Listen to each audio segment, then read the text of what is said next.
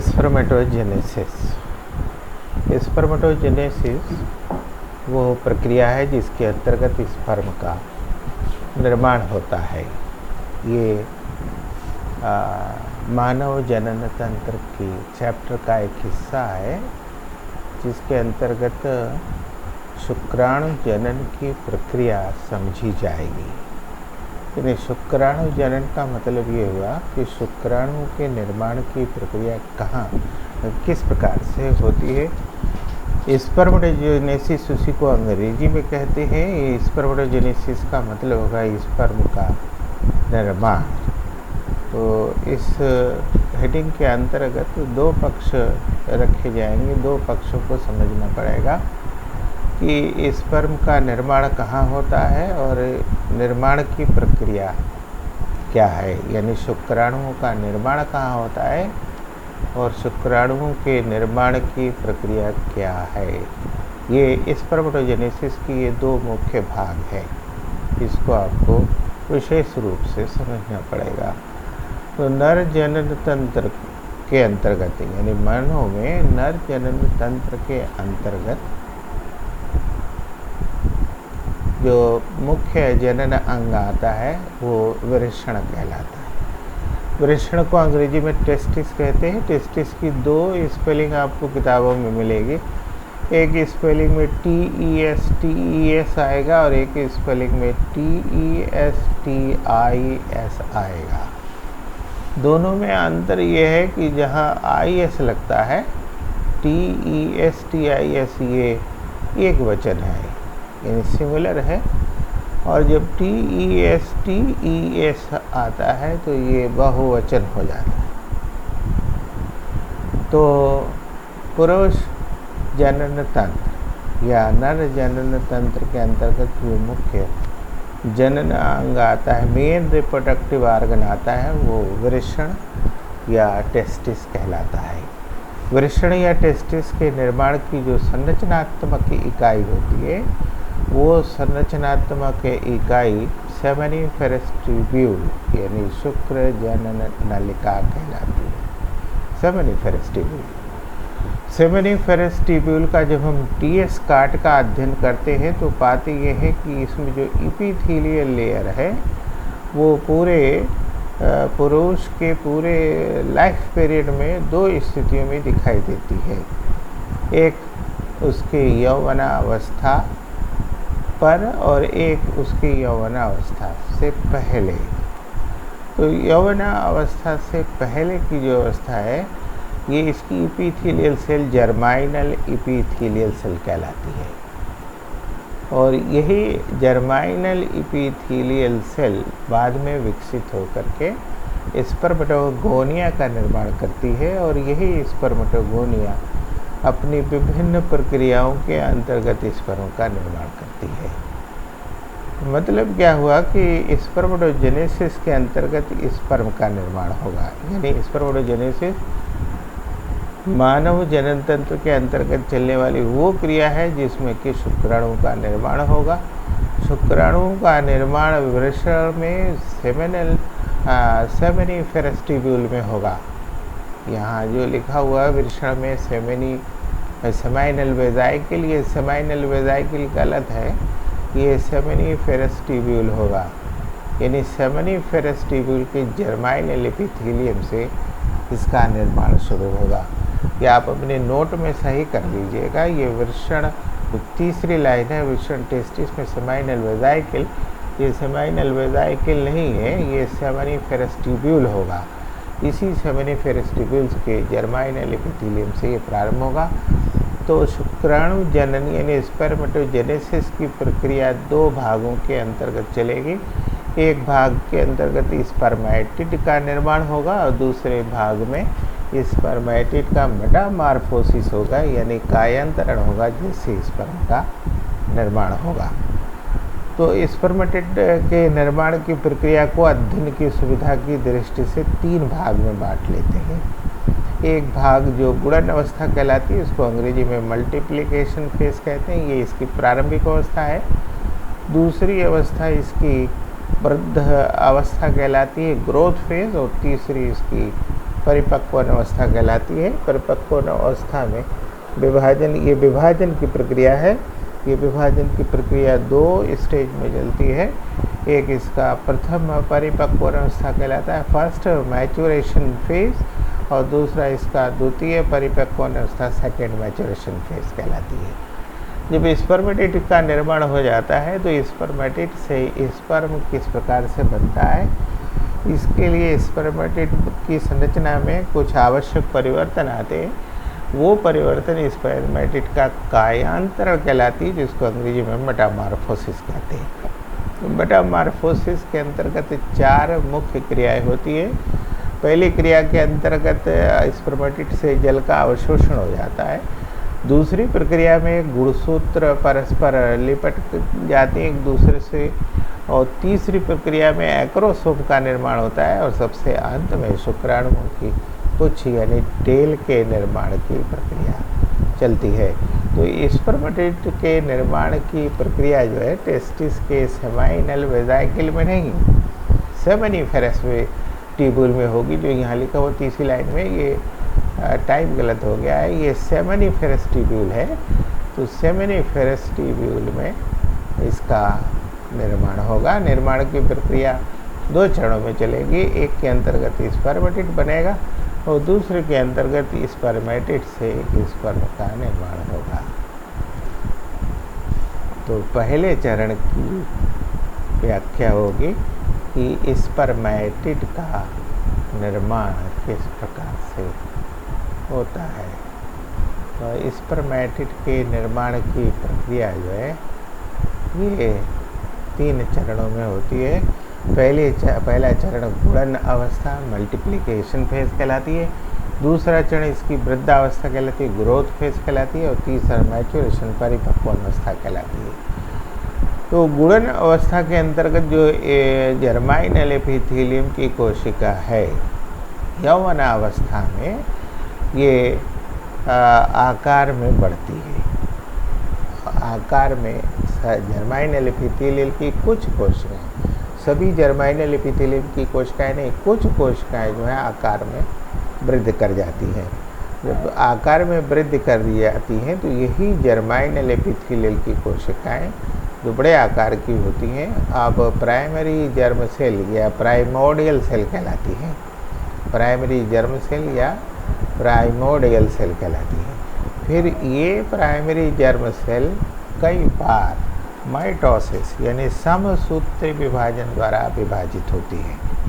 तो समसूत्री विभाजन की जो मुख्य बात है वो ये है कि इसमें क्रोमोसोम के नंबर यानी गुणसूत्रों की संख्या में कोई परिवर्तन नहीं होता। तो प्राइमरी जर्म सेल माइटोसिस द्वारा यानी समसूत्री विभाजन द्वारा कई बार विभाजित होता है। तो जब कई बार विभाजित होता है तो बहुत ज़्यादा संतति कोशिकाओं का निर्माण होता है। तो जो संतति कोशिकाएं बनती हैं उन संतति कोशिकाओं को स्पर्मेटोगोनिया कहते हैं। ये स्पर्मेटोगोनिया का निर्माण पुरुष के यौवनावस्था पर होता है। तो प्राइमरी जर्म सेल या प्राइमोडियल सेल समसूत्री विभाजन द्वारा यानी माइटोसिस की प्रक्रिया के द्वारा बहुत अधिक स्पर्मेटोगोनिया का निर्माण करती है, क्योंकि ये माइटोसिस की प्रक्रिया कई बार चलती है। लेकिन जो स्पर्मेटोगोनिया बनेगी, चूँकि माइटोसिस की प्रक्रिया के अंतर्गत बनी, समसूत्र विभाजन द्वारा बनी, इसलिए इसके गुणसूत्रों की संख्या में कोई परिवर्तन नहीं होगा। मतलब प्राइमरी जर्म सेल में जितने गुणसूत्र होंगे वही स्पर्मेटोगोनिया में भी गुणसूत्रों की संख्या वही होगी। यहाँ तक कि ये गुणन की व्यवस्था होती है, यानी गुणन की प्रावस्था में जर्माइनल एपिथेलियम से प्राइमरी जर्म सेल बनेगा और प्राइमरी जर्म सेल से स्पर्मेटोगोनिया का निर्माण होगा। अब जब स्पर्मेटोगोनिया बन जाती है तो उसकी वृद्धावस्था चालू होती है, यानी ग्रोथ फेज होता है। ग्रोथ फेज के अंतर्गत जो स्पर्मेटोगोनिया होती है ये पोषण की प्रक्रिया के द्वारा अपने आकार में वृद्धि करती हैं, यानी इनमें कोशिका द्रव्य की मात्रा बढ़ती है, साथ साथ केंद्रक का भी आकार बढ़ जाता है। तो अब यही अधिक विकसित स्पर्मेटोगोनिया जो है प्राइमरी स्पर्मेटोसाइट कहलाती है। अधिक विकसित स्पर्मेटोगोनिया प्राइमरी स्पर्मेटोसाइट कहलाती है। अब प्राइमरी स्पर्मेटोसाइट के बाद का जो चरण आएगा वो परिपक्वन अवस्था कहलाता है। तो परिपक्वन अवस्था को अध्ययन की सुविधा की दृष्टि से दो भाग में बांट देते हैं। एक पहला परिपक्वन अवस्था, एक दूसरा परिपक्वन अवस्था, यानी first maturation phase and second maturation phase. यहाँ जो प्राइमरी स्पर्मेटोसाइट है इसकी कोशिका में 2 बार विभाजन होता है। इसकी कोशिका में 2 बार विभाजन होगा, यानी प्राइमरी जो ये फर्स्ट मैचुरेशन डिवीजन होता है वो मियोसिस होता है, और जो सेकंड मैचुरेशन डिवीजन होता है वो माइटोसिस की ही तरह होता है। यानी मियोसिस के अंतर्गत जो स्पर्मेटोसाइट की कोशिका है उसका विभाजन होगा तो जो संतति कोशिकाएं बनेंगी उसमें गुणसूत्रों की संख्या आधी हो जाएगी। यानी गुणसूत्र जो हैं अब आधे हो जाएंगे, इसलिए अब ये जो संतति कोशिका बनेगी वो अगुणित होगी, यानी हैप्लॉइड कहलाएगी। और फिर जो सेकेंडरी मैचुरेशन डिवीजन होगा वो माइटोसिस की तरह से होगा, इसलिए यहाँ इसके गुणसूत्रों की संख्या में कोई परिवर्तन नहीं होगा। तो जो पहला मैचुरेशन डिवीजन होगा जो कि अर्धसूत्री विभाजन होता है, इससे सेकेंडरी स्पर्मेटोसाइट का निर्माण होगा। फिर सेकेंडरी स्पर्मेटोसाइट में माइटोसिस समसूत्र विभाजन होगा, जिससे जो संतति कोशिकाएं बनेंगी वो स्पर्मेटिड्स कहलाएंगे। चूँकि विभाजन फर्स्ट मैचुरेशन डिवीजन मियोसिस हुआ था, इसलिए अब कोशिकाएं जो है वो अगुणित हो जाएंगी। तो इस तरह से स्पर्मेटोगोनिया से स्पर्मेटिड का निर्माण हुआ। स्पर्मेटोजेनेसिस के अंतर्गत 2 प्रक्रियाएं ली गई, एक स्पर्मेटिड का निर्माण और दूसरे स्पर्मेटिड का कायांतरण, यानी स्पर्मेटिड से स्पर्म का निर्माण। तो अब स्पर्मेटिड से स्पर्म का जो निर्माण होगा ये प्रक्रिया जो है मेटामॉर्फोसिस कहलाती है। इसको स्पर्मियोजेनेसिस या स्पर्मेटोलियोसिस कहते हैं। स्पर्मियोजेनेसिस या स्पर्मेटोलियोसिस। स्पर्मियोजेनेसिस वो प्रक्रिया है जिसमें स्पर्मेटिड का कायांतरण होता है, मेटामॉर्फोसिस होता है, जिससे आगे चल करके स्पर्म का निर्माण होता है। अब इस पूरी प्रक्रिया में होता क्या है, आप इसके पहले की ये देख चुके हैं। पहली प्रक्रिया के अंतर्गत स्पर्मेटिड की कोशिकाओं से द्रव जल का निष्कासन होगा। तो जल के निष्कासन से तात्पर्य ये होता है, उसका परिणाम ये निकलता है कि इसकी कोशिका द्रव्य जो है उसमें जल की मात्रा कम हो जाती है। तो जब जल की मात्रा कम होगी तो कोशिका द्रव अधिक सांद्रित हो जाएगा। इसका असर ये पड़ेगा कि इसके केंद्रक में जो गुणसूत्र हैं वो परस्पर लिपट करके एक ठोस संरचना का निर्माण कर लेते हैं। तो इनकी साइटोप्लाज्म में गोल्जी काय जो है वो केंद्रक के सामने एक गुहा का निर्माण करता है। मेटामॉर्फोसिस की प्रक्रिया में गोल्जी काय जो है, गोल्जी बॉडीज जो है वो न्यूक्लियस के सामने एक कैविटी का निर्माण करती है, जो जिसमें एक ग्रैन्यूल का निर्माण होने लगता है। ये सारी संरचनाएं मिलकर के एक्रोसोम का निर्माण कर लेती है। फिर साइटोप्लाज्म में जो माइटोकॉन्ड्रिया है ये भी परस्पर मिलकर के स्पाइरली अरेंज होती हैं और स्पाइरली अरेंज होकर के बैंड नुमा संरचना बनाती है।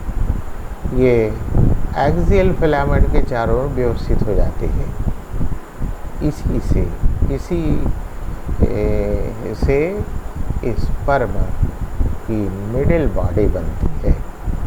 और फिर जो एक्सियल फिलामेंट है, जो अक्षीय तंतु है, उनसे शुक्राणु की पुच्छ यानी टेल का निर्माण होता है। इस प्रकार से स्पर्मेटोजेनेसिस के अंतर्गत स्पर्म के निर्माण की पूरी प्रक्रिया संपन्न होती है। अब अगली स्लाइड में ये पूरी बात जो है चित्रवत दिखाई जाएगी। अब इसमें देखिए ये 4 फेज़ हैं। पहला मल्टीप्लिकेशन फेज़ है, दूसरा ग्रोथ फेज़ है और तीसरा मैचुरेशन फेज़ है। लेकिन मैचुरेशन फेज़ जो है 2 स्टेप में है। फिर मैचुरेशन के बाद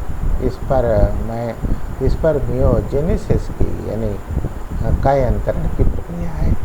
तो मल्टीप्लिकेशन फेज़ में प्राइमरी जर्म सेल या जो कि डिप्लॉयड होती है माइटोसिस यानी समसूत्री विभाजन द्वारा विभाजित होती है, जिससे स्पर्मेटोगोनिया बनती है। फिर ये स्पर्मेटोगोनिया जो है ये ग्रोथ फेज़ के अंतर्गत जाती है, जिसके अंतर्गत इसके आकार में, इसके केंद्र के आकार में वृद्धि होती है। तो ये बड़ी जो कोशिका बनती है ये प्राइमरी स्पर्मेटोसाइट कहलाती है। फिर प्राइमरी स्पर्मेटोसाइट मैचुरेशन फेज़ के अंतर्गत जाती है। इस मैचुरेशन फेज़ में फर्स्ट मैचुरेशन फेज़ जो है मियोसिस होता है, जिसके कारण इसकी गुणसूत्रों की संख्या 2x की जगह x½ हो जाती है, ये अगुणित हो जाती है। फिर इन अगुणित कोशिकाओं में सेकेंडरी मैचुरेशन डिवीज़न होता है। ये माइटोसिस की तरह से होता है, जिसमें स्पर्मेटिड्स बनते हैं। फिर स्पर्मेटिड्स जो है स्पर्मियोजेनेसिस के अंतर्गत स्पर्म का निर्माण करती है। अब ये है स्पर्मियोजेनेसिस। इस स्पर्मियोजेनेसिस में एक मैच्योर स्पर्म का निर्माण होगा। तो मैच्योर स्पर्म की संरचना आप पहले पढ़ चुके हैं। उसमें हेड है, नेक है, मिडिल पोर्शन है और टेल है। तो इसका गोल्गी का जो है वो एक्रोसोम का निर्माण करता है। इस एक्रोसोम के नीचे उसका केंद्रक है और केंद्रक के नीचे जो भाग है वो नेक का निर्माण करते हैं। और नेक से बाद जो है माइटोकॉन्ड्रिया स्पाइरली अरेंज होती है और ये स्पाइरली अरेंज हो करके मिडिल पीस यानी मध्य भाग का निर्माण करती है। ये स्पिंडल फाइबर्स हैं, जो स्पिंडल फाइबर्स हैं वो फिर टेल का निर्माण करते हैं। इस तरह से एक्रोसोम, फिर हेड जो कि हेड का ही भाग है एक्रोसोम, फिर नेक, फिर मिडिल पीस, फिर टेल पीस यानी शुक्राणु के पुच्छ का निर्माण होता है। तो ये पूरी प्रक्रिया है जो कि टेस्टिस के सेमिनिफेरस ट्यूब्यूल शुक्र जनन नलिका में पूरी होती है। ये बहुत इम्पॉर्टेंट प्रश्न बनता है बोर्ड की परीक्षाओं में, इसलिए इसको बहुत ही विशेष तौर से चित्रवत समझते हैं और तब जाकर की स्थिति पूरी होती है। ये पूरे निर्माण की प्रक्रिया है। इस निर्माण की प्रक्रिया में इस बात को